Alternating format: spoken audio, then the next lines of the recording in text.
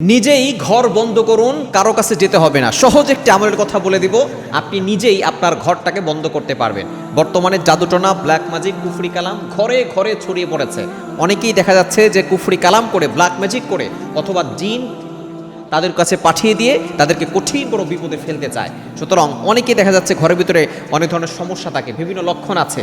দেখা যাচ্ছে ঘরের ভিতরে ঝগড়াঝাটি লেগেই আছে, স্বামী আর স্ত্রী সবসময় ঝগড়া লেগেই থাকে, সন্তান পিতামাতাকে দেখতে পারে না, কোনো অশান্তি হচ্ছে, কোনো ধরনের উন্নতি হচ্ছে না, ব্যবসায় কোনো লাভ হচ্ছে না, সব সময় শুধু দুশ্চিন্তা, এক একজনের পর এক একজন অসুস্থ হয়ে যাচ্ছে। এগুলো সব হচ্ছে জাদুটনা, কুফরি কারামের লক্ষণ।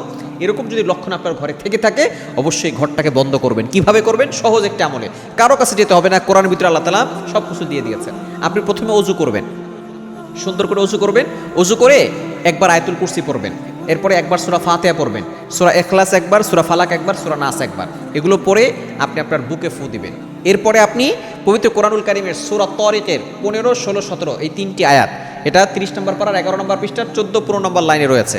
ইন্নাহুম ইয়াকিদুনা কাইদা ওয়া আকিদু কাইদা ফামাহহিলিল কাফিরিনা আমহিলহুম রুওয়াইদা। এই তিনটি আয়াত সূরা তারিকের 15, 16, 17 এই তিনটি আয়াত আপনি চারটা পেরেক নেবেন, পেরেক লোহা যেগুলোকে বলি আমরা, চারটা পেরেক নিয়ে একটা পেরেকে এই তিনটে আয়াত 25 বার করে ফু দিবেন। 25 বার 25 বার 25 বার, চারটা পেরেক নিয়ে আপনি 25 বার করে 100 বার করে ফু দিয়ে ওই চারটা পেরেক আপনি ঘরের চার কোনায় গেড়ে রাখবেন। যখন গাড়বেন তখন আপনি আল্লাহু আকবার, আল্লাহু আকবার আজান দিবেন। আজান দিয়ে তখন আপনি এটা গেড়ে দিবেন।